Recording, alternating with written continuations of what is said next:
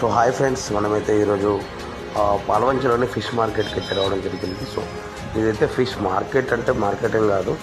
So ఇది వచ్చేసి మనకి ఈ రోడ్డు వచ్చేసి మనకి ఫారెస్ట్ ఆఫీస్ అయ్యామంటారా. ఎవ్రీ సండే ఇక్కడే మనకి ఫిషెస్ మాత్రం అమ్ముతూ ఉంటారనమాట. సో చూసారు కదా, ఫిషెస్ చాలా ఫ్రెష్గా ఉంటాయన్నమాట.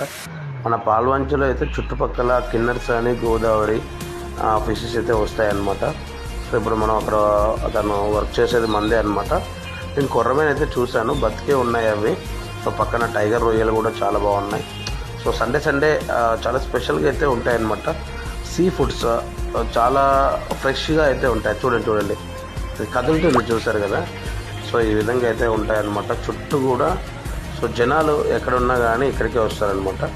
పాల్వంచ రాజీవ్ గాంధీ మార్కెట్ ఏ విధంగా ఫేమస్, సో ఈ లైన్ కూడా ఈ విధంగా ఫేమస్. సో మరిన్ని ఇంట్రెస్టింగ్ వీడియోస్ కోసం